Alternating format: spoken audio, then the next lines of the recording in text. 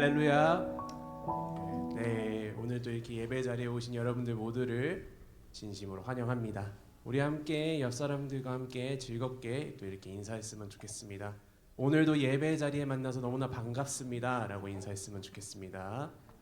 오늘 예배 가운데 만나서 너무나 반갑습니다. 우리 한 번 더 이렇게 얘기하기를, 오늘의 예배 가운데 주님을 향한 기쁨이 가득하기를 축복합니다 라고 함께도 나눴으면 좋겠습니다. 주님 안에서의 기쁨이 충만하시길 축복합니다.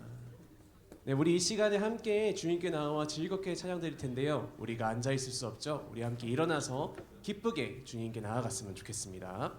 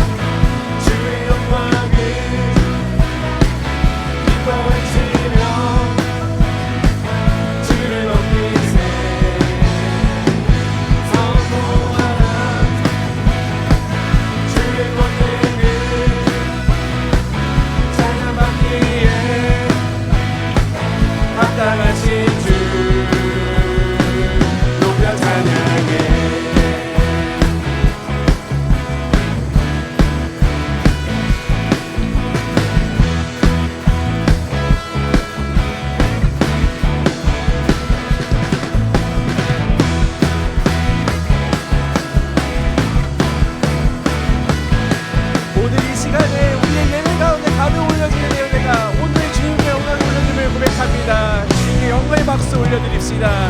아멘. 우리 이 시간을 조금 더 기쁘게 주님 앞으로 나아갔으면 좋겠습니다.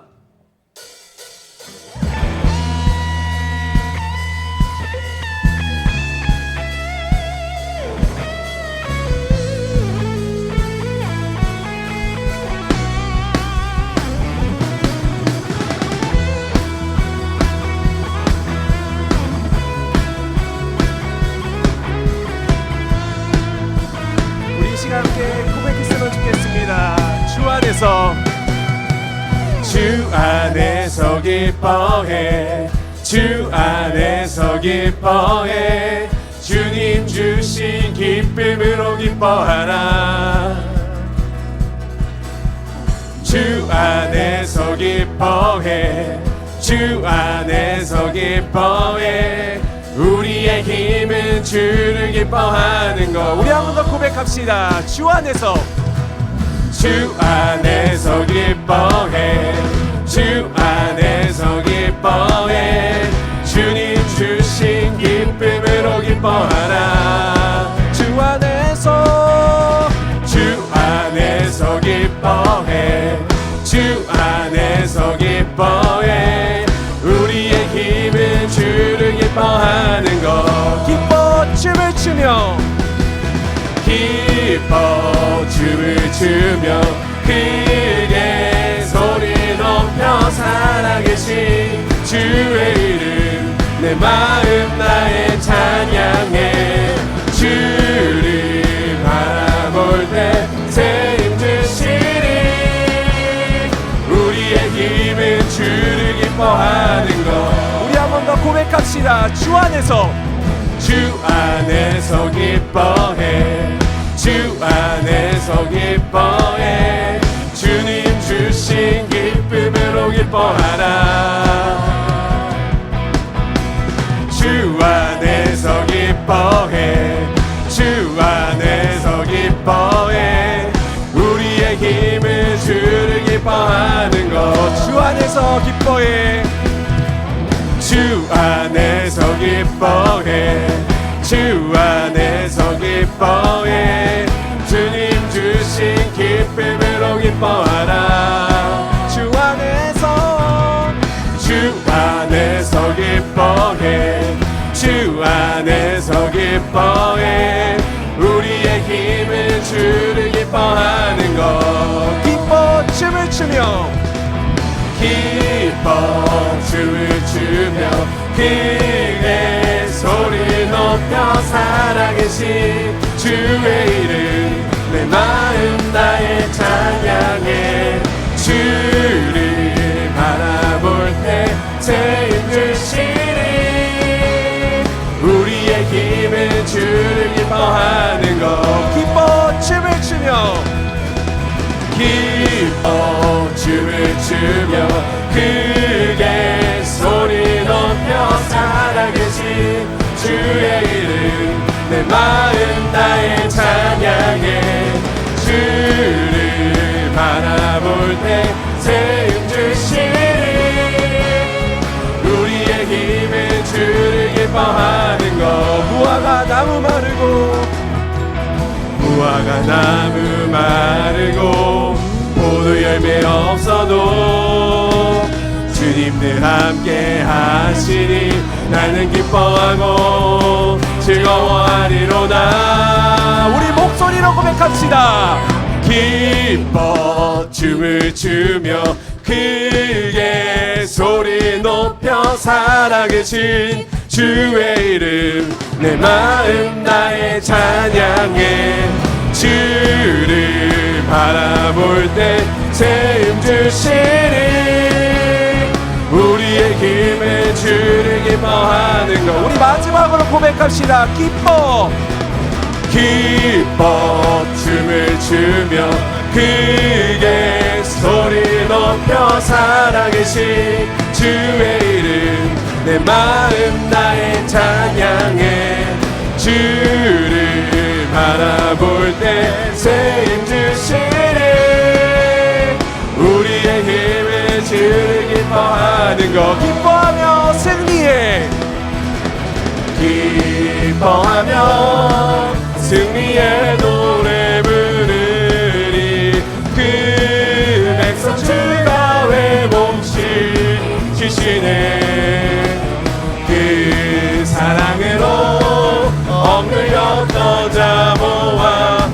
장과 명성 얻게 하시네. 전심으로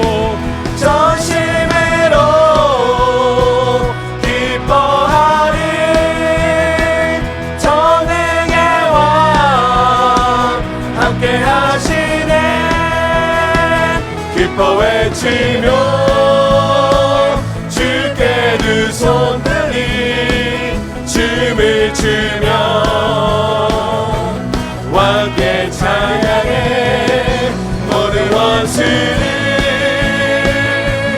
멸하신 주님 전능의 왕 함께 하시네. 기뻐 외치며 주께 두 손 들이 춤을 추며 왕께 찬양해. 모든 원수를 멸하신 주님 전능의 왕 함께 하시네. 전능의 왕 함께 하시네. 전능의 왕 함께 하시네. 우리에게 승리 주신 주님께 기쁨의 영광의 박수 올려드리기 원합니다. 아멘. 네, 우리 이제 같이 함께 앉으셔서 또 찬양하시겠습니다.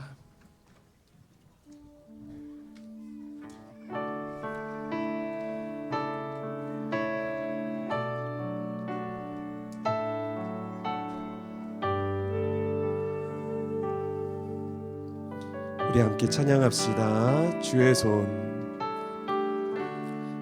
손 날 붙드시네. 영원한 피난처 되시네.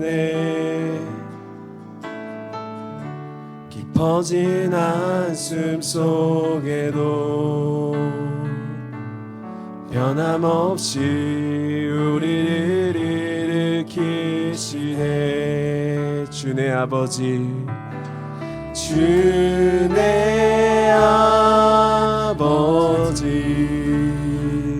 그 심판로 날 덮으시네.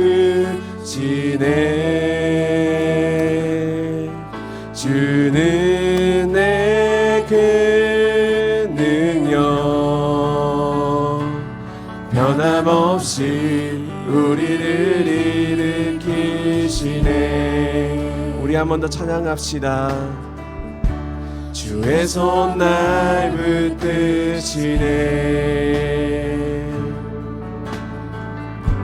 영원한 피난처 되시네. 깊어진 한숨 속에도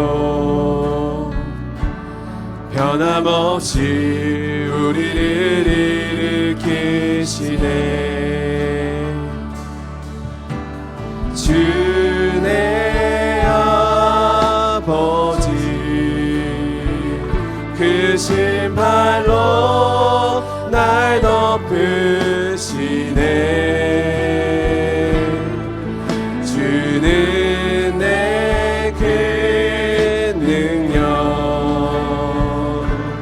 변함없이 우리를 일으키시네. 주네 아버지 주네 아버지 그 신발로 날 덮으시네. 주는 내 그 능력 변함없이 우리를 일으키시네.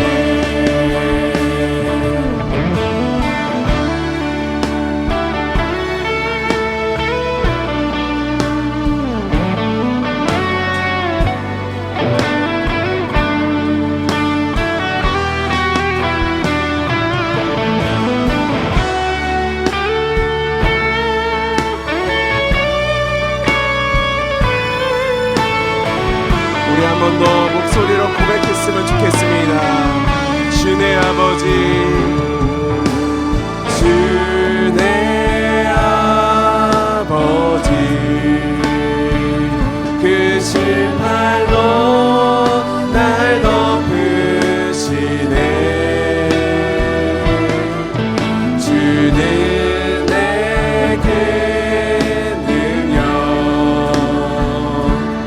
변함없이 우리를 일으키시네 우리를 덮으신 아버지께 주 내 아버지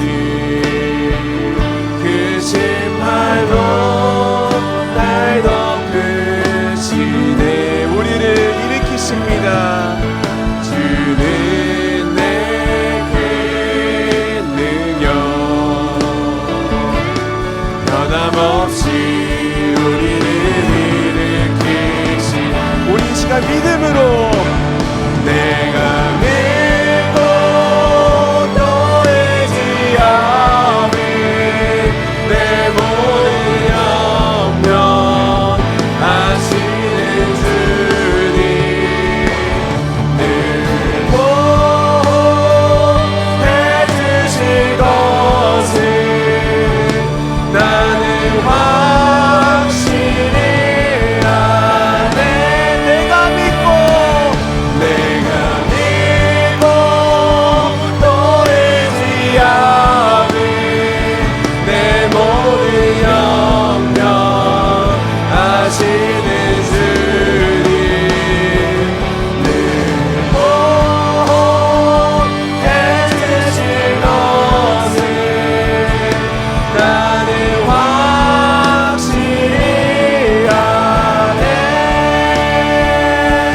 내가 믿고 또 의지하며 내 모든 영편 아시는 주님 늘 보호해 주실 것을 나는 확실히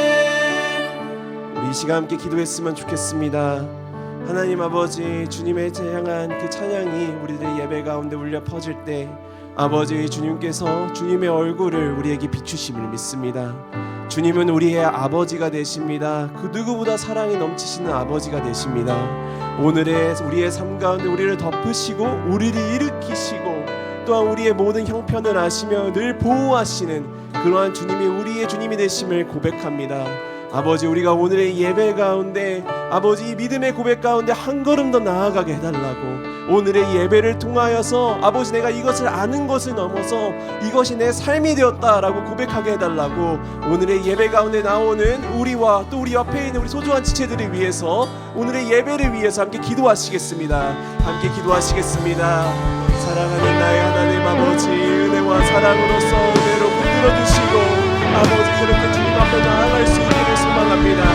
아버지는 우리의 사랑하시는 아버지가 되십니다 아버지께서 아버지의 사랑으로 붙들어주심을 믿습니다 하나님 아버지 은혜로 붙들어주심을 간절히 바라며 나아갑니다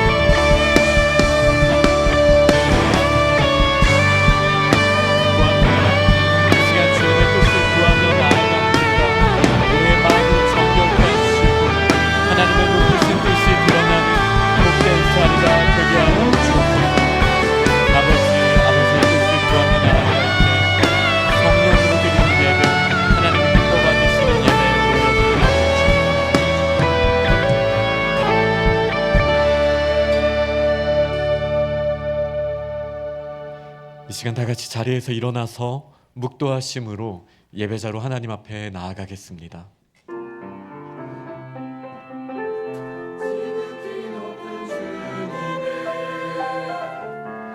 지성소로 들어갑니다. 세상의 신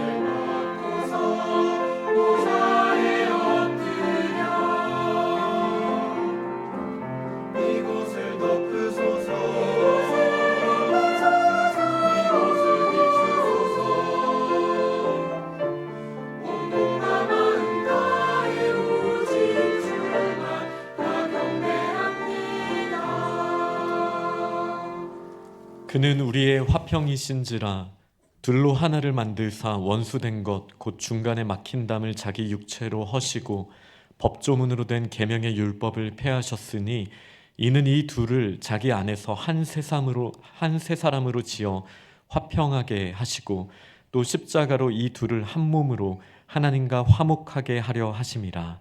아멘.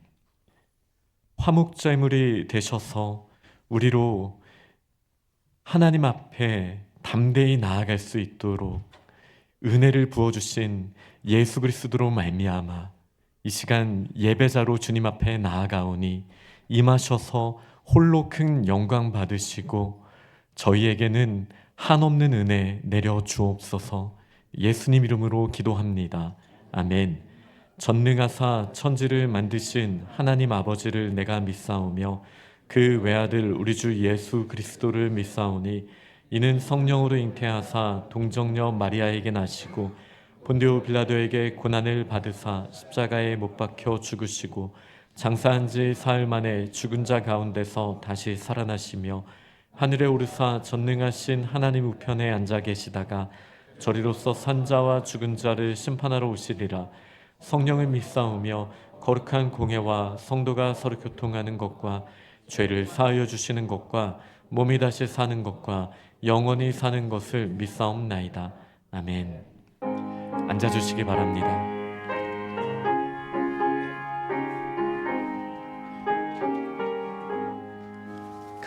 강물같이 흐르는 기쁨 성령 강림함이라. 정결한 맘 영원하도록 주의 거처 되겠네. 주님 주시는 참된 평화가 내 맘속에 넘치네. 주의 말씀에 거센 풍랑도 잠잠하게 되도다. 나의 생명 솟생케 되는 성령이 임하심이라. 모든 의심 슬픔 사라져 주의 평강 넘치네. 주님 주시는 참된 평화가 내 맘속에 넘치네. 주의 말씀에 거센 풍랑도 잠잠하게 되도다. 하늘에서 담비 내리고 햇빛 찬란함같이 우리 마음에 성령이 많이 주님 보내심이라. 주님 주시는 참된 평화가 내 맘속에 넘치네. 주의 말씀에 거센 풍랑도 잠잠하게 되도다. 생명시내 넘쳐 흘러서 마른 광야 적시니 의의 열매 무르익어서 추수를 기다리네. 주님 주시는 참된 평화가 내 맘속에 넘치네. 주의 말씀에 거센 풍랑도 잠잠하게 되도다. 주신 주의 은혜로 그의 얼굴 뵙겠네.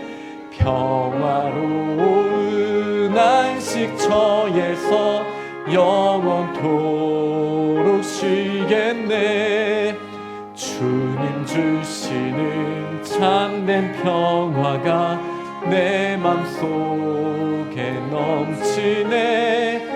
주의 말씀에 거센 풍랑도 잠잠하게 되도다.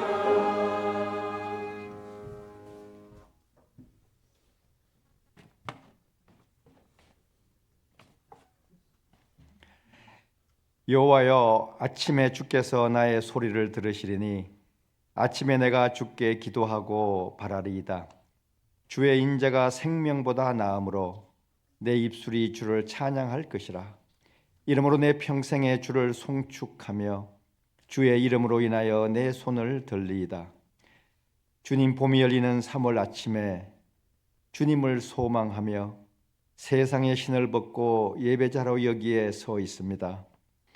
찬양으로 인하여 임재하신 주님 앞에 우리의 온 마음을 다하여 영과 진리로 예배드리기를 원합니다. 주님의 시간표에 따라 봄의 소리가 들립니다. 봄의 생수같이 우리의 마음도 주님을 향한 믿음으로 솟아나고 그리스도 안에서 그의 은혜의 풍성함과 그의 비밀을 깨달아가는 저희 모두가 되기를 소망합니다. 허물과 죄로 죽었던 우리를 살리신 예수 그리스도의 십자가를 잊고 우리의 영의 눈이 어두워서 깨닫지 못하고 주님의 교회과는 떨어져 살았음을 이 시간 돌아보며 회개하는 심령마다 안수하여 주시고 주님의 보혈을 지나가는 우리 모두 되게 하여 주시옵소서. 지난주에는 임시 공동회로 모이게 하시고 우리 교회 내규를 제정하게 하시며 장가람 목사님의 위임을 가결하게 하시니 감사합니다. 젊은이들로 가득 차 있는 주님의 교회에 젊고 활력 있는 주님의 종을 보내주심으로 젊은이들이 복음으로 무장되고 우리 청년들의 발길이 닿는 곳마다 복음의 통로가 되는 평신도의 역할을 담당하므로 주님이 이 교회에 주신 사명이 이루어지기를 간절히 소망합니다. 코너스톤의 수련회를 잘 마치게 하시며 이번 주에 계획된 작은 불꽃과 16일부터 시작되는 실로암 수련회 가운데도 동일한 은혜로 채워주시고 주님의 계시가 풀어지는 귀한 시간 되게 하여 주시옵소서. 주님, 조국 대한민국을 가슴에 담을 때마다 안타까운 마음을 금할 수 없습니다. 나라는 분열되고 폭풍이 몰아치는 망망대해를 선장 없이 항해하는 대한민국호를 주님 붙들어 주시옵소서. 믿는 교회 성도들이 먼저 기도함으로 하루속히 나라가 정상화되어 외교와 무역, 전쟁 도전에 당당히 대처할 수 있도록 주님의 날개 아래 보호하여 주시옵소서. 우리의 삶이 터전이 되는 미국에 새로운 지도자를 주셨사오니 주님의 창조 질서가 다시 세워지는 이 나라가 되게 하여 주시옵소서. 이제 말씀을 듣겠습니다. 준비된 목사님의 설교 가운데 성령으로 인쳐 주심으로 우리의 마음의 눈을 밝혀 주시고 그리스도 예수 안에서 그 은혜의 지극히 풍성함을 우리의 온 몸으로 체험하게 하여 주시옵소서. 보이지 않는 곳에서 섬기는 모든 지체와 천상의 찬양으로 올려드리는 시온 성가대 찬양 가운데 임재하신 성령님이 함께하여 주실 것을 원할 때 영광 중에 다시 오실 예수님의 이름으로 기도합니다. 아멘.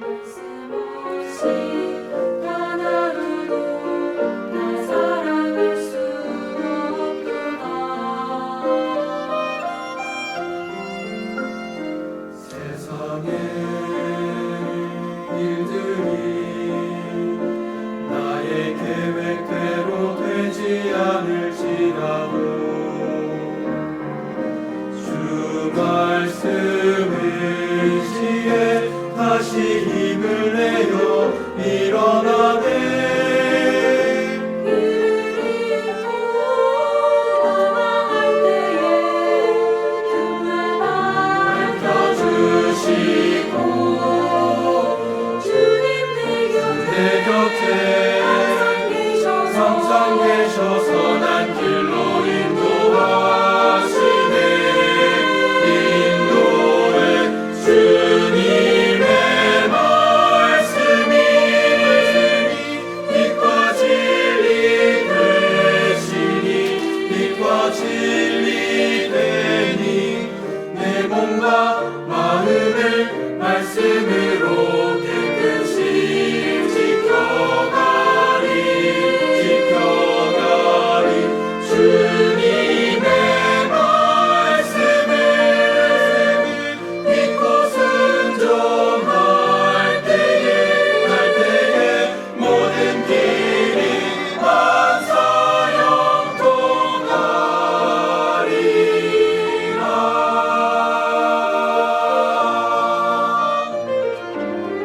어둡고 깜깜한 밤에요 갈 길을 모를 때에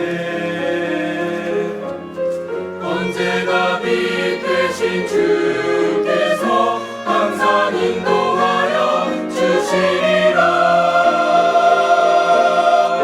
주님의 말씀이 빛과 진리 되시니 빛과 진리 되니 내 몸과 마음을 말씀으로 깨끗이 지켜가리 주님의 말씀을 믿고 순종하면은 모든 길이 만사 형통하리라.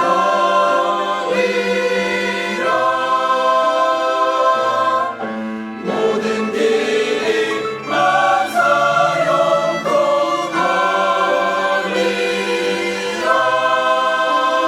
주님의 말씀은 빛이라.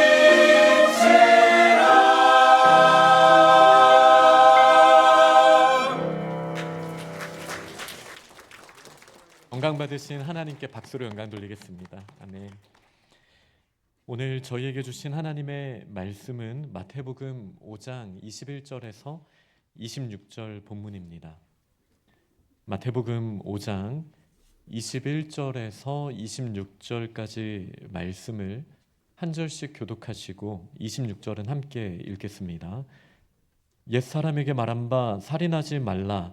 누구든지 살인하면 심판을 받게 되리라 하였다는 것을 너희가 들었으나 나는 너희에게 이르노니 형제에게 뭐하는 자마다 심판을 받게 되고 형제를 위하여 나가라 하는 자는 공의에 잡혀가게 되고 미련한 놈이라 하는 자는 지옥불에 들어가게 되리라. 그러므로 예물을 제단에 드리려다가 거기서 내 형제에게 원망 들을 만한 일이 있는 것이 생각나거든.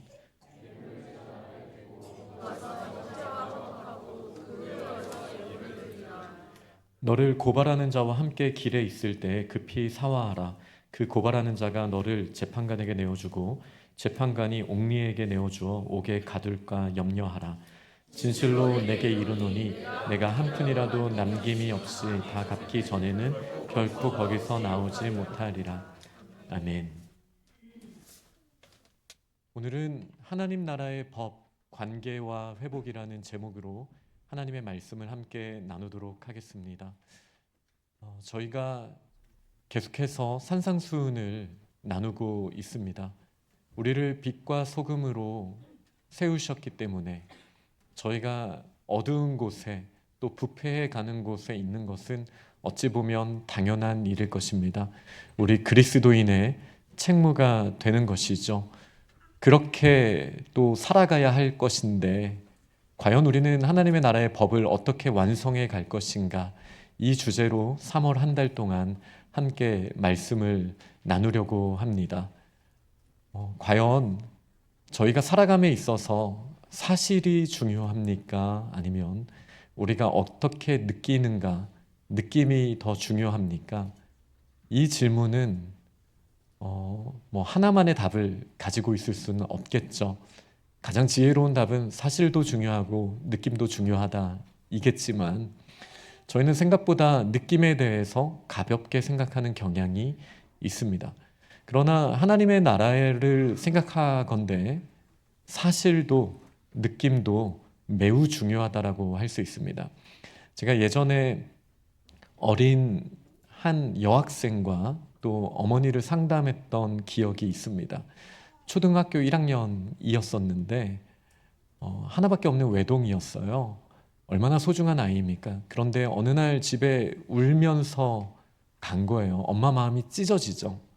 근데 이 아이가 이렇게 이야기를 한 거예요. 학교에서 다 나만 미워하고 나만 따돌린다. 선생님도 내 이야기는 들어주지 않고 친구들이 자기를 빼고 놀고 그리고 껴달라고 말하면 무서운 눈빛으로 자기를 쳐다보면서 저리 가라고 막 이렇게 이야기를 하고 또 우겨서 겨우 껴주면 나는 역할놀이를 하는데 막 공주 이런 거 하고 싶은데 토끼 일 이런 거 시키고 너무 속상하다라는 거예요. 그러니 그렇게 속상한 아이를 보면서 엄마 마음은 얼마나 힘들겠어요. 그래서 제가 이야기를 들으면서 저도 이제 학교에서 오래 아이들을 지켜보다 보니까 어떤 장면들이 좀 떠올랐어요. 그래서 또 뭐 우리 집 아이였으면 바로 팩트를 빡 던졌을 텐데 또 제가 이 아픈 아이의 마음을 만져줘야 되지 않습니까? 그래서 이제 일단 그 마음을 만져줬어요. 얼마나 힘들었니? 얼마나 마음이 속상했을까? 그리고 딸이 이렇게 힘들어하는데 어머니는 얼마나 마음이 아프셨어요. 이렇게 마음을 먼저 만지고 대화를 이어갔었습니다. 뭐 간단하게 제가 말씀을 드리면 내용은 이런 거였습니다. 제가 이런 질문을 했어요. 쉬는 시간에 친구들이랑 놀다가 힘들었나 보구나. 뭐 그렇다라는 거예요. 애들이 먼저 이렇게 둘러 앉아 있었는데 네가 이렇게 같이 하자고 했을 때 애들이 이렇게 너를 밀어냈구나.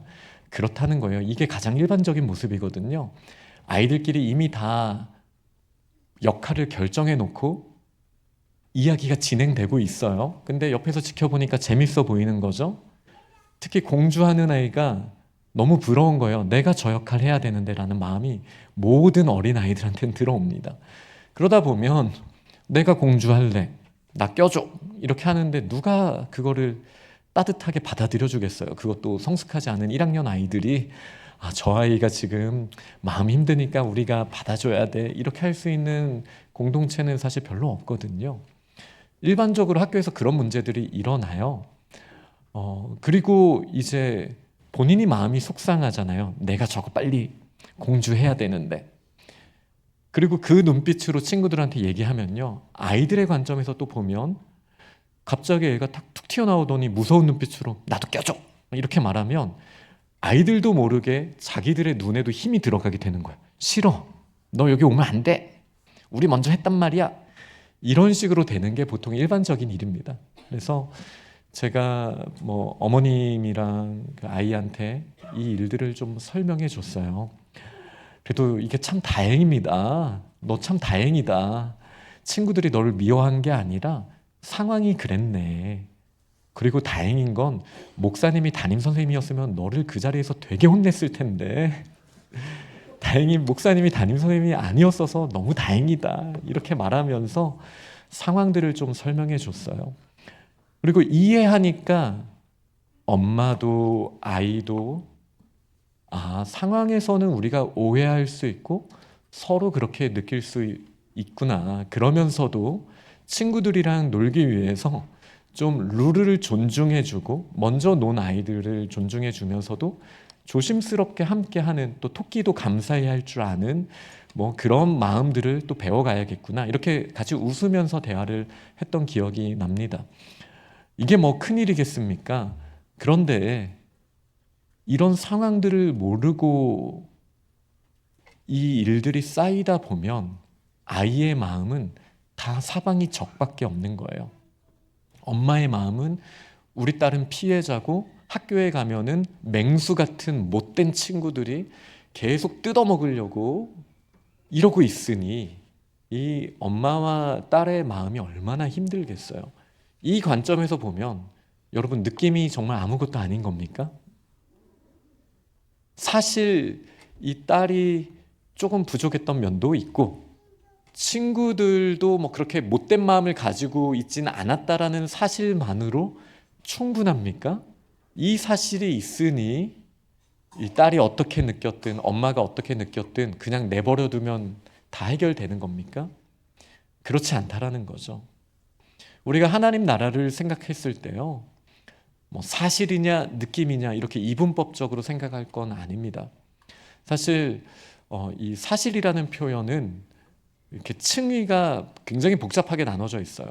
오늘은 법에 대한 이야기인데요.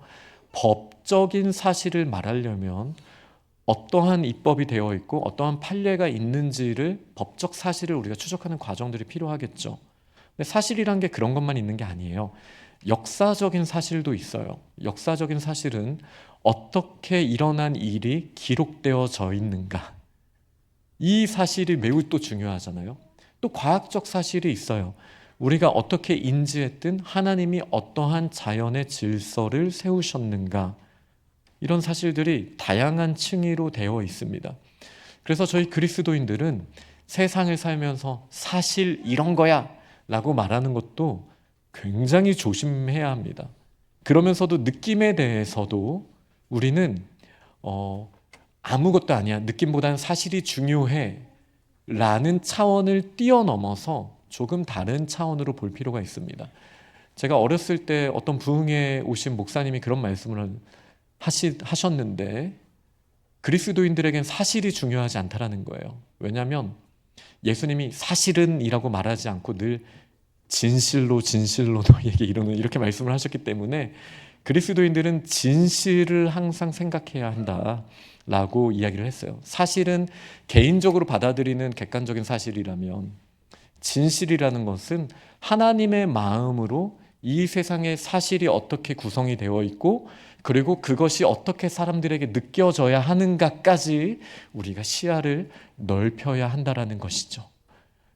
이 사실은 매우 중요합니다. 오늘 주님께서 주신 말씀은 사실 6가지 시리즈에 저희가 6번 설교할 것은 아니지만 첫 번째 내용이에요. 옛사람들은 이렇게 말했다. 그러나 나는 이렇게 말한다 라고 예수님께서 6가지 사실을 말씀해 주시면서 첫 번째로 옛사람들은 살인하지 말라라고 말했다라고 말씀하셨어요. 이 중에 뭐 살인자가 있겠습니까? 수많은 법들 중에 아마 저희가 저지르지 않을 법 중에 가장 그 근사치에 가까운 것은 살인하지 말라일 것입니다. 그러면 우리는 살인을 안 했으니 괜찮은 사람입니까? 라는 질문을 예수님께서 던져주신 거예요. 살인을 안 했다라는 법적인 사실, 뭐 역사적인 사실, 뭐 이런 것을 떠나서 예수님께서 지금 저희에게 도전하시는 말씀은 저는 과감하게도 느낌이라고 말하고 싶습니다. 우리에게 분노하는 감정이 생길 수 있잖아요. 다른 사람들을 무시하거나 다른 사람을 경멸하는 우리의 태도, 자세, 느낌, 감정이 우리한테 들어올 수 있단 말이에요. 사실로서는 우리가 범법을 하지 않았는데 우리의 느낌으로서 우리가 그런 부정적인 방향성을 가지고 있다라면 살인한 것과 다름없다라는 아주 강력한 말씀을 예수님께서 선포하신 거예요. 이 얼마나 두려운 말씀입니까? 우리가 분노하기만 해도 우리는 살인한 것이다. 우리가 다른 사람을 경멸하기만 해도, 존중하지 않고 저 따위 사람이 뭘 알겠어 이런 태도만 가진 것만으로도 우리가 살인한 것과 다르지 않다.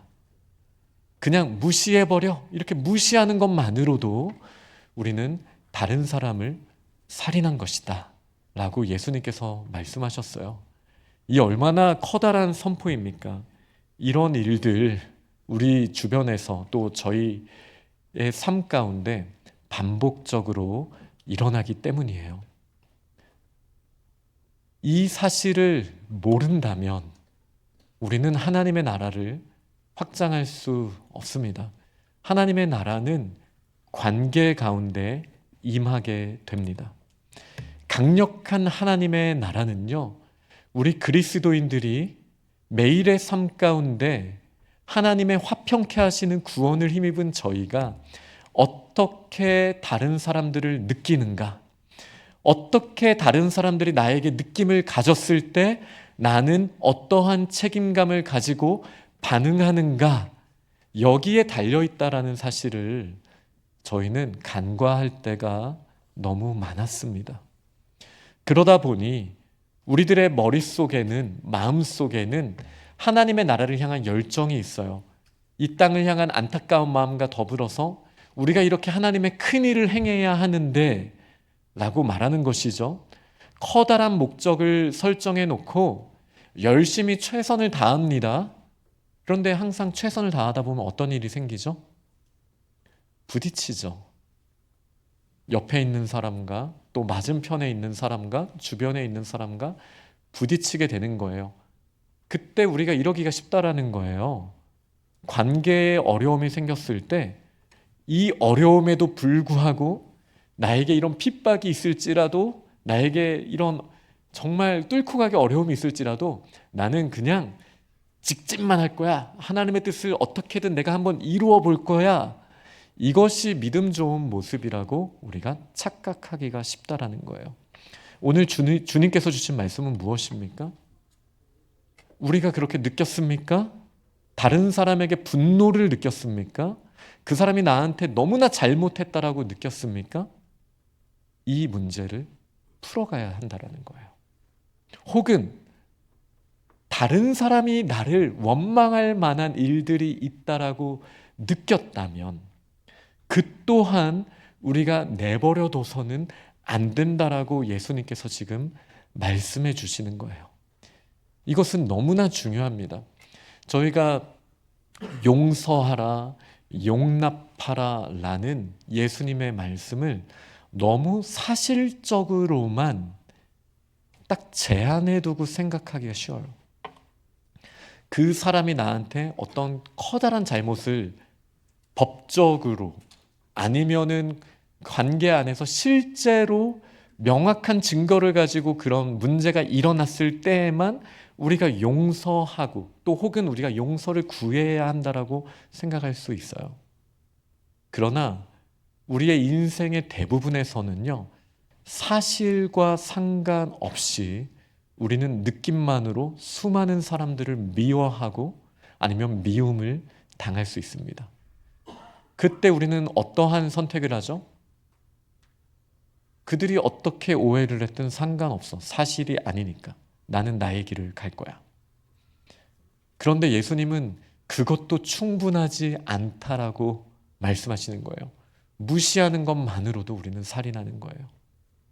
억울하죠.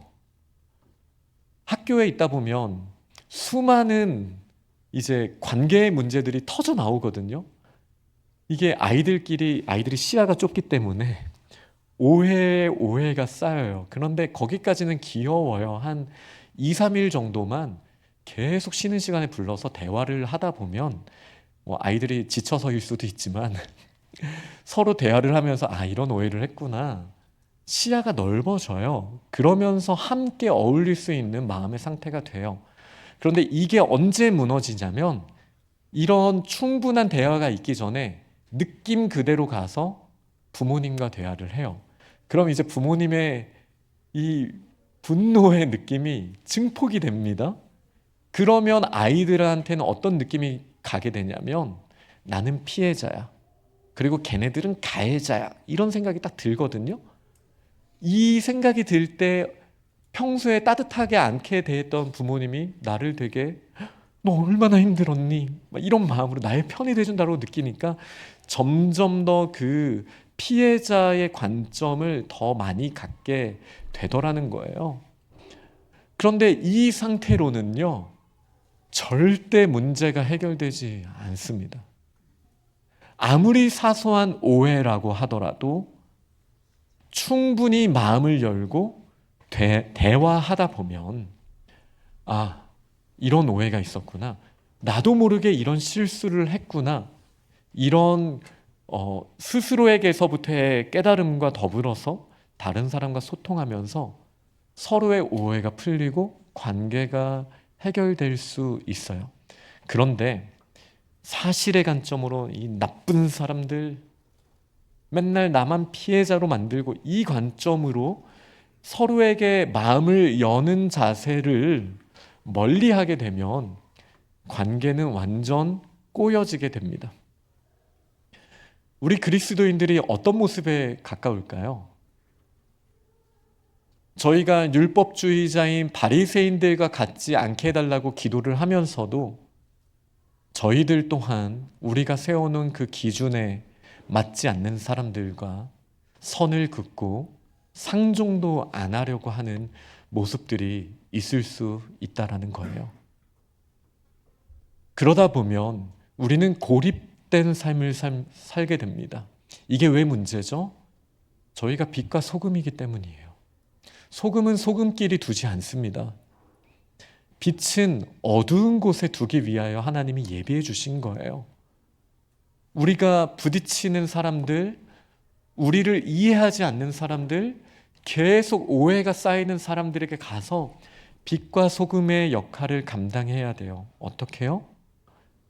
내가 분노했다라면, 내가 그 누군가를 무시하고 있다라면 그 이유를 하나님 앞에서 기도하면서 충분히 하나님 앞에 맡겨드려 보고, 그리고 나의 속상함과 또 내가 생각하는 느낌에 대해서 사람들한테, 그 원인을 제공했다고 생각하는 사람한테 우리는 솔직하게 하지만 존중하면서 얘기하는 용기가 필요합니다.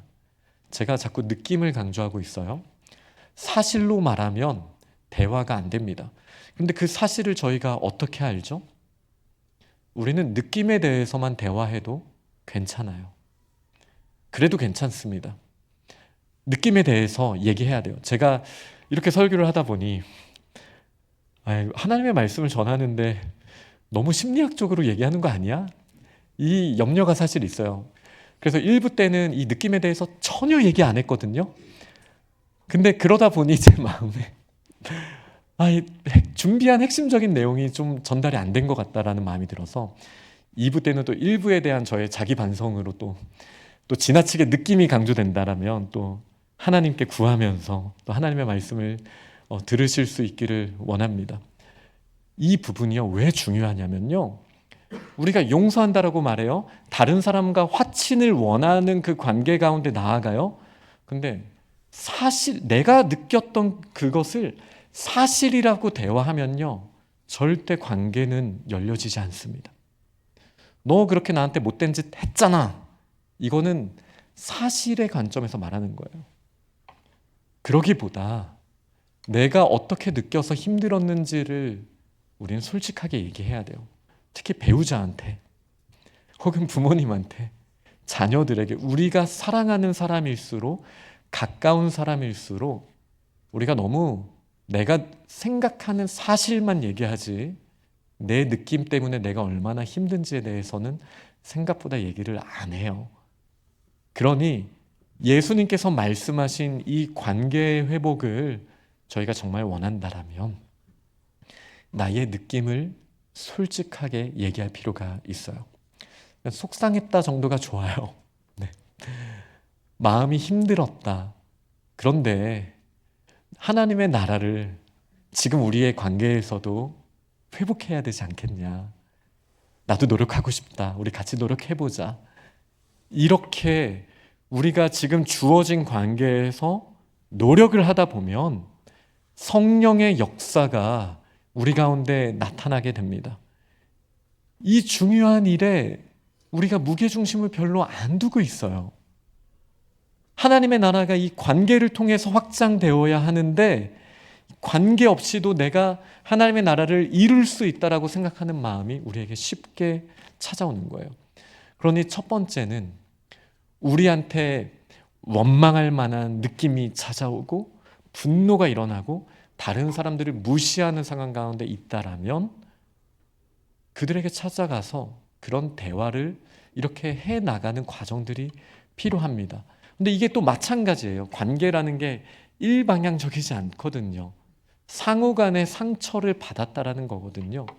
누군가 계속 저희에게 잘못을 하고 있다라고 느껴요. 사실 이게 제가 아까 말씀드린 거랑 비슷한 맥락이기는 한데, 성경에서는 용서하라고 하죠. 우리가 어떻게 용서해야 되나요? 용서의 첫 번째 원칙은 용서는 용서를 구하는 자에게 할 수 있는 거예요. 이 사실이 너무나 중요합니다. 마태복음 18장에도 나오는 내용인데요. 우리가 저희들에게 잘못했다라고 말하지 않는 사람을 용서할 수는 없습니다. 무시할 수는 있겠죠. 그냥 내버려 둘 수는 있겠죠. 그러나 용서는 용서를 구하는 사람에게 해줄 수 있는 거예요. 그런데 우리가 세상을 살다 보면 잘못한 사람들이 쉽게 미안합니다, 진심으로 이렇게 말하던가요? 그렇지 않단 말이에요. 그래서 마태복음 18장에는 제가 아까 말씀드린 것처럼 가서 얘기를 하라고 하세요. 속상했다라고. 얘기를 해야 돼요. 그냥 내버려 두면 안 돼요. 어떤 부분 때문에 내 마음이 힘든지, 그리고 그 잘못한 것으로 인해 내가 얼마나 지금 잠도 못 자고 힘든 상황이었는지 얘기를 해야 돼요. 얘기를 하다 보면 저와 상담을 했던 그 딸과 엄마처럼 대화를 하다 보면 오해가 풀려지고 우리의 마음 가운데 평강이 회복이 될 수 있습니다. 그런데 얘기를 해도 못 알아듣는 사람들이 있어요. 그럴 때에는 예수님이 뭐라고 말씀하시냐면 두세 사람과 함께 가서 다시 회복을 위해 대화를 나누라고 말씀하세요. 그러면서 이제 그럼에도 용서를 구하지 않는다라면 그때는 어쩔 수가 없다라고 말씀을 하세요. 그러나 저는 이 마태복음 18장에서 주신, 우리 주님께서 주신 말씀의 핵심은 용서해야 하는 사람도 깨닫지 못한 사람을 위해서 책임지고 말해야 할 부분들이 있다라는 것을 우리 주님께서 분명하게 말씀해 주신 거예요. 저는 그렇게 생각해요. 그래서 예수님께서 오늘 본문 중에 말씀하실 때 예물을 주님께 제단에 드리려고 하다가도 형제에게 원망 들을 만한 일이 생각난다면, 그것이 사실이든 아니면 형제가 그냥 오해해서 그렇게 느꼈다 할지라도 그 느낌을 가지고 있다라는 것을 알게 되었을 때 예배 전에 그를 찾아가서 최선을 다하여서 화목하라라고 지금 초청하고 있으세요. 예배보다 이 세상에 소중한 게 뭐가 있겠습니까? 그런데 우리가 이 예배를 제대로 드리기 위해서는 반드시 관계에 있어서의 회복을, 빛과 소금을, 그 사명을 감당하는 저희들의 삶의 모습이 필요하다라는 거예요. 이 말씀을 들으면 이렇게 생각하시는 분이 있을 수도 있어요. 이런 나약한 마음의 상태를 말하는 기독교가 나는 싫어. 이 자리에 계신 분들 중에는 아마 없으시겠지만 맨날 용서하래, 맨날 사랑하래, 이게 뭐야? 이렇게 생각하시는 분이 있으실 수 있어요. 제가 이렇게 말하는 것도 너무 가벼울까 봐 조심스럽지만 지옥이 다른 게 있나요? 우리 마음속에 불이 있으면 저희가 있는 그곳이 지옥이지 않습니까? 누군가를 향한 그 분노를 품고 있으면서 우리는 정말 이 땅 가운데 천국을 경험할 수 있습니까? 또 저희뿐만 아니라 저희는 천국을, 하나님의 나라를 확장해야 하는 부르심을 받은 사람인데, 저희 때문에 누군가, 그것이 사실이든 아니든 사람에게는 느낌이 전부거든요. 저희로 말미암아 오해를 했든 아니든 부정적인 느낌을 갖고 잠을 못 자는 사람이 만약에 있다면, 이 문제를, 당장 눈앞에 있는 지옥의 문제를 해결하지 않으면서 어떻게 우리의 눈에 보이지 않는, 아직 오지 않은 영원한 하나님의 나라에 대한 사역을 감당한다라고 저희가 이야기할 수 있겠습니까? 이 문제가 풀려야 돼요. 우리가 살아가다 보면 사랑하는 사람들과도 이 찌꺼기들이 쌓이게 됩니다. 그리고 열심히 사역을 하려다 보면 부딪히죠.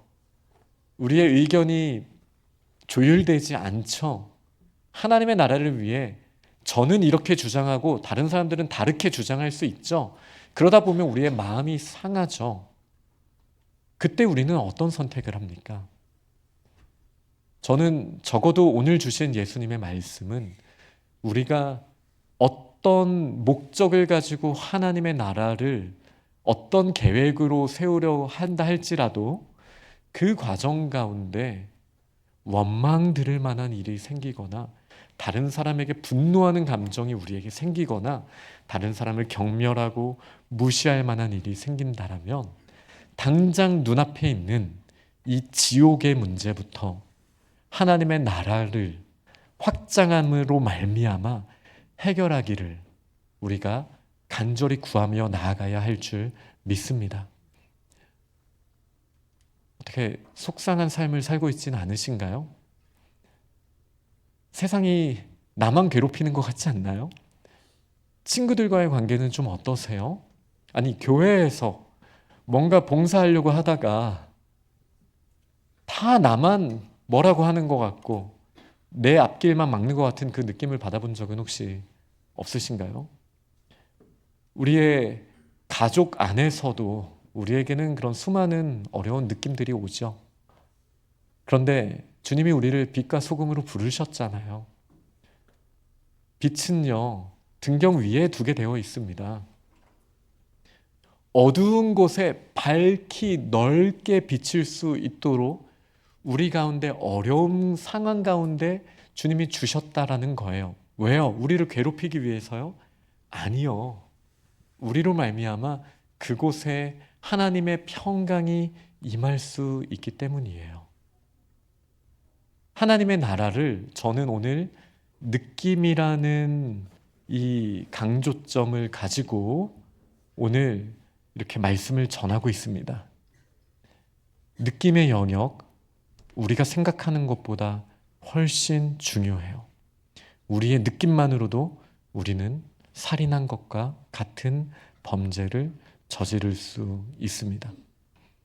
할 수 있다면 모든 사람과 더불어 화목하라 라고 로마서에서 우리 주님께서 말씀하셨어요. 이것이 지금 우리가 빛과 소금으로서 감당해야 하는 일입니다. 원수가 있습니다. 우리가 그 사람을 어떻게 용서하고 용납할 수 있나요? 저는 이 말씀을 드리고 싶어요. 예수님께서 변화산에서 내려오셔서 귀신 들린 한 아이를 둔 아버지를 만났어요. 그때 이 아버지가 이렇게 말씀을 예수님께 드렸습니다. 이 아이를 좀 바라봐 주세요. 예수님이 보셨을 때 이 아이의 모습이 어떠했습니까?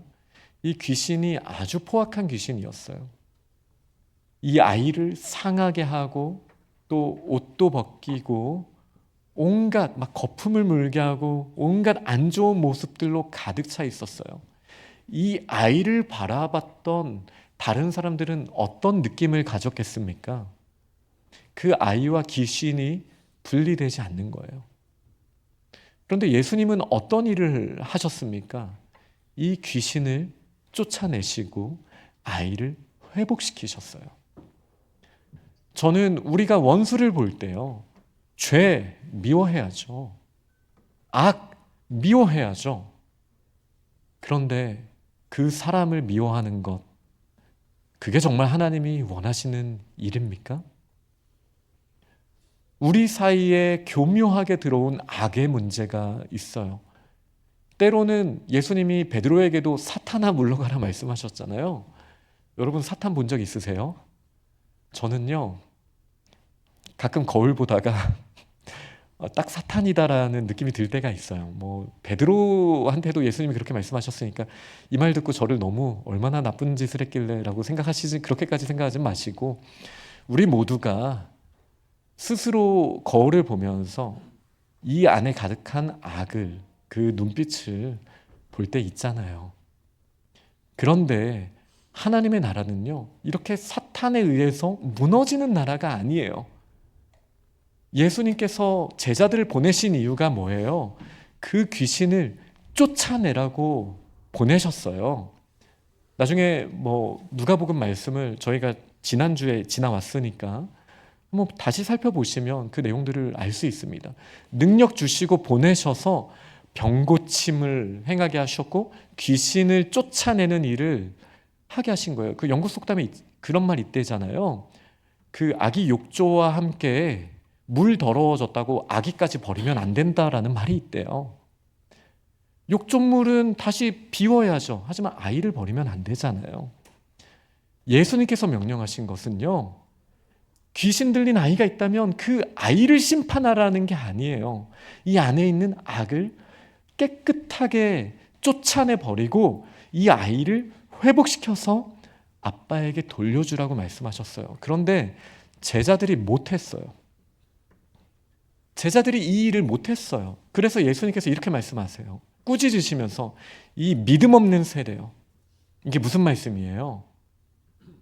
우리에게 믿음이 있으면 우리 앞에 내가 너무 싫어하는 원수가 있다 할지라도 이 원수의 모습 그 자체를 미워하는 게 아니라 그 안에 있는 그 예수님께서 대신 십자가에 못 박아 주셨던 그 허물과 죄와 악은 미워하되 그것을 쫓아내 달라고 우리가 기도하되, 그렇지만 그 사람은 사랑할 수 있는 마음을 우리가 가질 수 있게 되거든요. 그럴 수 있는 사람은 성인일 것이다. 우리 이렇게 층위를 나눠놓지 맙시다. 그러면 우리 아무것도 못해요. 예수님은 우리에게 그렇게 하라고 지금 명령하시는 거예요. 우리 미워할 만한 사람들 얼마나 많아요. 그리고 오해받을 때 얼마나 짜증나요. 그러나 그곳이 우리가 가야 하는 사역지인 거예요. 거기에 가서 제자들을 능력과 함께 보내셨을 때 믿음을 요구하셨잖아요. 그 믿음으로 우리가 대화를 해야 돼요. 네. 하나님의 나라에 대해 선포해야 돼요. 사랑을 가지고 이야기해야 돼요. 느낌에 대해서 이야기해야 돼요. 그러면 이제 진실이 드러나는 거예요. 진실은 뭐죠? 사탄은 번개처럼 하늘에서부터 떨어졌으며 죄와 악은 더 이상 영원한 영역에서는 어떠한 힘도 쓸 수 없다라는 그 진실이 드러나게 되는 거예요. 이 모든 연약함, 귀신 들린 자를 어떻게 예수님이 쫓아내실 수 있으셨어요? 바로 속량, 대속의 문제였어요. 예수님께서 마치 귀신 들린 그 어린아이가 감당하였던 그 결박과 옷벗김 당함과 찢겨지고 상함, 이 모든 것을 예수님이 다 대신 감당하셨단 말이에요. 그렇기 때문에 예수님이 대가를 지불하셨기 때문에 그 어린아이에게 더 이상 귀신이 역할을 할 수가 없다라는 것은 예수님이 보시기에는 명확했어요. 제자들과의 차이가 뭐예요? 제자들은 그 귀신이 쫓겨날 길이 보이지 않았던 거예요. 우리가 우리의 원수라고 생각하는 우리의 마음에 담이 쌓여 있는 사람들을 대할 때 십자가를 통해서 바라볼 수 있기를 원합니다. 예수님이 그 사람의 죄 때문에 십자가를 지셨어요. 그러니 우리가 예수 그리스도와 연결되어 있을 때 이 본질적인 죄악의 문제는 더 이상 힘을 낼 수 없는 거예요. 그렇다면 그 사람도 저희도 믿음으로 예수 그리스도께서 화목하게 하시는 그 화평의 길로 나아갈 수 있으면 그렇기만 하면 되는 거예요. 그걸 우리는 믿음이라고 말합니다. 믿음. 이 믿음으로 대화를 해야죠. 이 믿음으로 우리가 용납하고 사랑해야죠. 힘들어하는 자를 격려해야죠. 그러면서도 이게 우리의 끝이 아니다. 우리는 하나님의 나라 안에서 함께 마음을 모아서 함께 힘을 모아서 사랑의 자리에 나아가야 한다. 우리 함께 그렇게 나아가야 되지 않겠습니까? 그러나 이 제자들이 나중에 사람들 앞에서 못 물어보고요. 나중에 조용히 예수님께 여쭈어봤다. 이렇게 얘기해요. 주님, 왜 저희가 했을 땐 그게 안 됐을까요? 그때 이제 주님께서 주신 유명한 말씀이 있죠. 기도 외에는 이런 류가 나갈 수 없느니라. 우리가 진짜 화친하기 위해서 믿음이 필요하다라고 했어요. 이 사람을 사랑하고 그 안에 있는 죄를 미워할 수 있는 그 믿음. 나의 사랑하는 사람을 괴롭히는 죄가 밉지 이 사람까지 미워하면 안 된다라는 그 믿음이 어떻게 생길 수 있습니까? 기도예요. 예수님처럼 우리는 기도의 자리에 나아가야 돼요. 하나님, 저의 뜻으로는 도저히 할 수가 없습니다. 이해도 안 됩니다. 밉습니다. 그러나 예수님이 마지막에 십자가에서 하셨었던 말씀처럼 저들을 용서하여 주옵소서. 저를 용서하여 주신 주님께서 그 사람을 사랑할 수 있는 마음까지도 저에게 주시기를 소망합니다. 이 결단이 있어야 되는 거예요. 이제 말씀을 맺겠습니다. 지난 금요일 제가 실로암 지체들과 함께 하나님의 말씀을 나눴었는데요. 그때 하나님의 나라에 대해 이런 이야기를 했어요. 하나님의 나라는요, 한 씨와 그리고 새와의 관계와 같습니다. 우리가 그냥 씨앗으로서 땅 위에 있을 때 새는 어떤 존재인가요? 가해자죠. 우리를 이렇게 통째로 잡아먹으려고 하는, 새한테는 모이지 않습니까? 씨가. 우리가 세상을 그런 느낌으로 바라본다라는 거예요. 그런데 예수님께서 하나님의 나라를 뭐라고 말씀하셨는지 아세요? 이 씨가 땅에 묻히면 나무가 되어서 공중의 새들이 이 나무에 깃들이게 된다라는 말씀을 하셨어요. 이게 하나님의 나라의 모습이지 않습니까? 우리가 정말 씨앗 정도입니까? 우리가 믿음으로 여호와의 뜰에 심기우게 되면 우리를 괴롭히고 우리를 지옥으로 몰고 있다라고 느꼈던 그 새와 같은 존재들이 우리의 가지에 머물러서 함께 노래하고 조화를 이루는 그런 세상이 하나님의 나라예요. 이사야 11장 사자들이 어린 양과 뛰어노는 곳, 그곳이 하나님의 나라이지 않습니까? 어떻게 그게 가능합니까? 우리의 마음이 열려 있어야 돼요. 왜요? 아무리 귀신 들린 자를 만나고 아무리 악한 자를 만난다 할지라도 우리가 빛과 소금이니까요.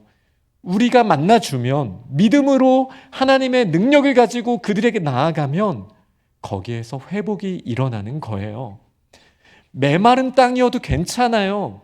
믿음의 사람이 가면요, 그곳에 샘이 솟게 되는 거예요. 그런데 저희 그리스도인들이 너무 환경을 보며 불평하고 있지 않습니까? 하나님, 왜 제 주변에는 저를 대적하는 사람들만 있습니까? 아니요. 저희가 사명을 모르는 것 아닙니까? 그 문제를 풀라고 주님께서 저희를 보내셨는데 저희가 하나님이 맡기신 일을 믿음으로 하지 않고 내 기준으로 자꾸 세상을 바라보고 있지 않습니까? 저희 이번 한 주간, 다음 주 예배 오기 전까지 내 주변의 사람들과 어떻게 화평을 이룰 수 있을지 도전해보는 저희들의 모습이 되면 좋겠습니다. 그러기 위해서는 기도하셔야 돼요. 기도하지 않으면 저희의 느낌이, 부정적으로 왜곡된 느낌이 저희를 사로잡아요. 근데 이 느낌이 틀릴 수 있다는 걸 우리는 인정해야 되잖아요. 기도해야 돼요. 그리고 기도한 다음에 우리가 멀어졌다라고 생각했던 사람에게 가서 자꾸 팩트로 그 사람을 어떻게든 눌러버리려고 하는 그 마음 말고요. 그 아픔, 우리가 공감하고 서로의 힘듦을 존중해 주면서 한번 품어보세요. 그렇다고 해서 악이 그냥 내버려 두는 게 아닙니다. 그 사람은 있고 악과 죄는 쫓겨나는 역사가 일어나게 될 줄 믿습니다. 그렇게 믿음으로 하나님의 나라를 확장하는 우리 퍼드 공동체가 되기를 간절히 축원합니다. 아멘.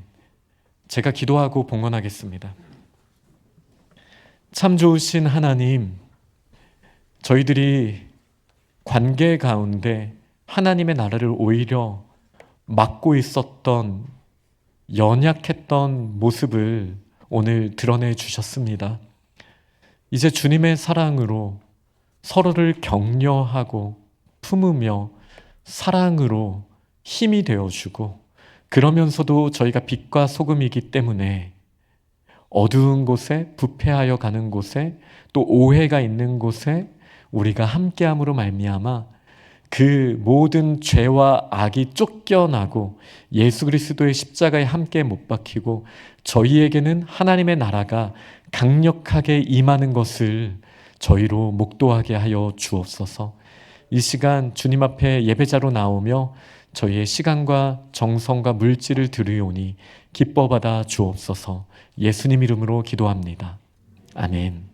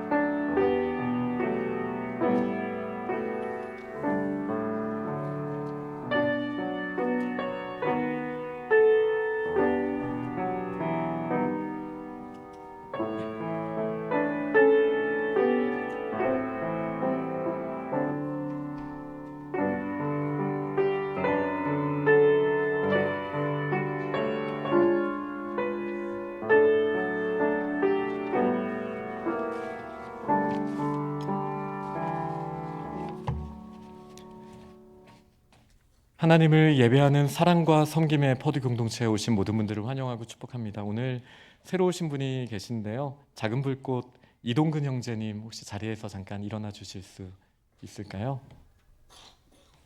네, 반갑습니다. 네, 환영합니다. 네, 앉아주시기 바랍니다.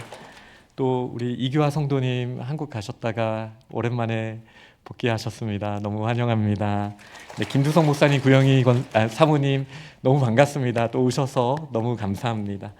네, 그리고 혹시 제가 소개하지 못한 분들, 네, 하나님께서 또 따뜻한 공동체 보내주셨으니 우리가 또 성도의 교제를 따뜻하게 나눌 수 있기를 원합니다. 지난주에 저희 공동의회 보고 드리도록 하겠습니다. 교회 내교가 제정되었고요. 그리고 장가람 목사 위임이 가결되었습니다.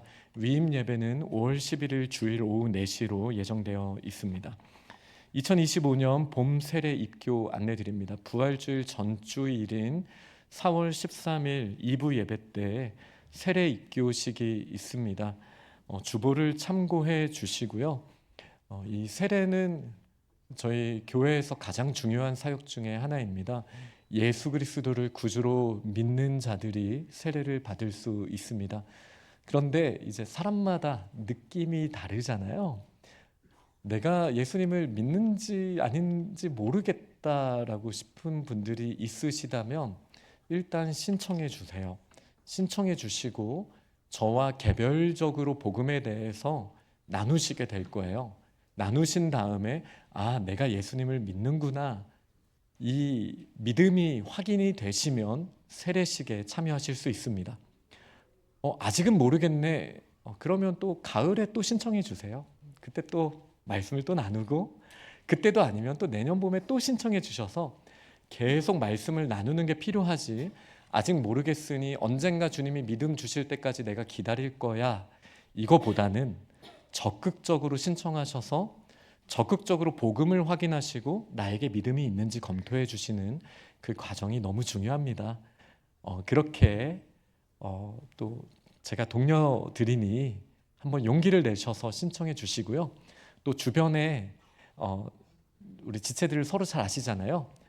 저분에겐 나의 동료가 더 필요하겠다 싶은 분들은 또 독려해 주셔서 신청할 수 있도록 그렇게 힘을 모아 주시기를 부탁드립니다. 3월 14일 금요일부터 토요일까지 작은 불꽃 수련회가 있습니다.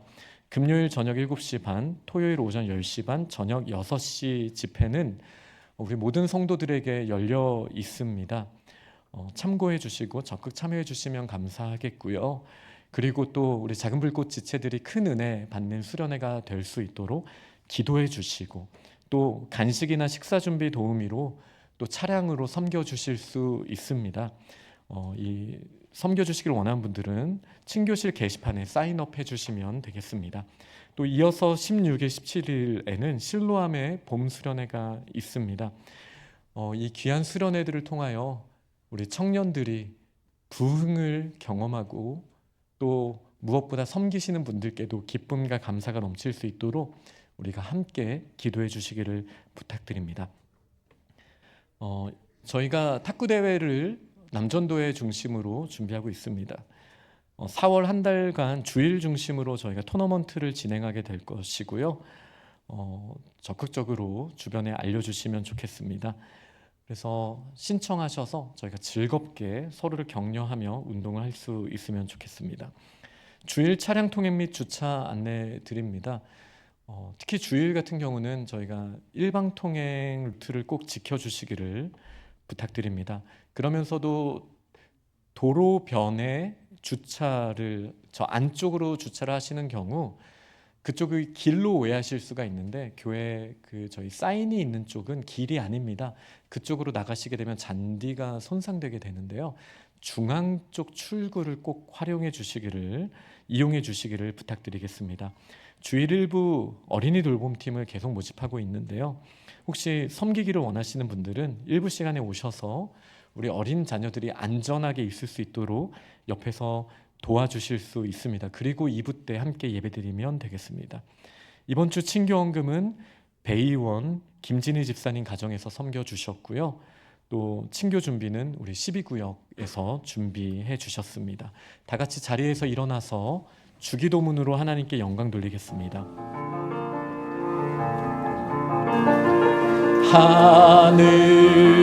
하늘에 계신 아버지 이름 거룩하사 주님 나라 임하시고 뜻이 이루어지리이다.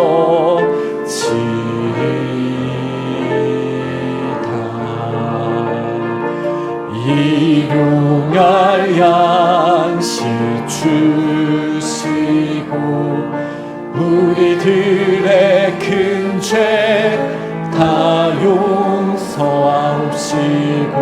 또 시험에 들게 마시고 악에서 구원하소서. 대개 주의 나라 주의 권세 주의 영광 영원히 아멘.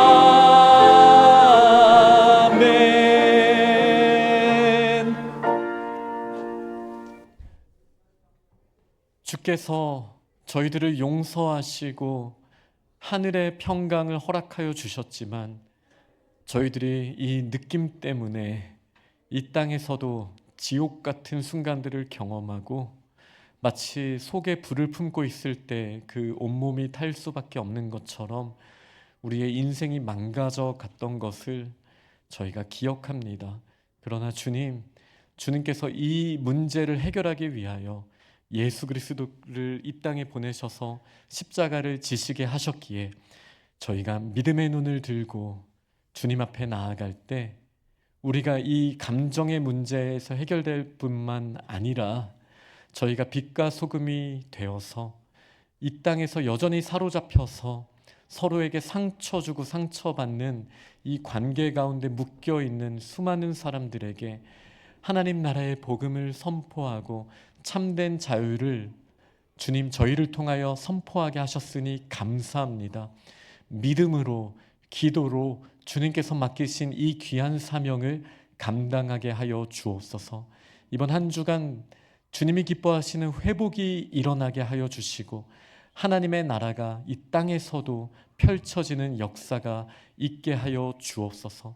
하나님, 오늘 이렇게 예배 자리에 나아오며 주님께 영광 돌린 귀한 예배자들을 주님 기뻐 받아주신 줄 믿습니다.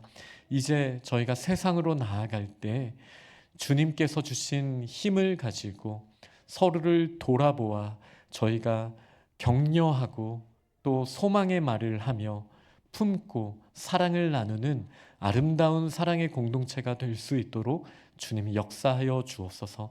이 시간 저희가 드린 결단과 우리의 시간과 물질을 기뻐 받으시고 주의 나라를 위해 사용하여 주옵소서. 우리 주 예수 그리스도의 은혜와 아버지 하나님의 사랑하심과 성령님의 교통하심이 이제 서로를 용납하고 관계 가운데 하나님의 나라를 회복하기를 소망하는 이 자리에 있는 모든 하나님의 자녀들과 우리 퍼듀 한인 장로교회 귀한 건속들 머리 위에 지금으로부터 영원토록 함께 하시기를 간절히 축원하옵나이다. 아멘. 주는 내게 복을 주시고 너를 지키시기를 원하며 그의 얼굴을 내게 비추사 은혜 베푸시길 영광 주시기를 원하노라. 아멘 아멘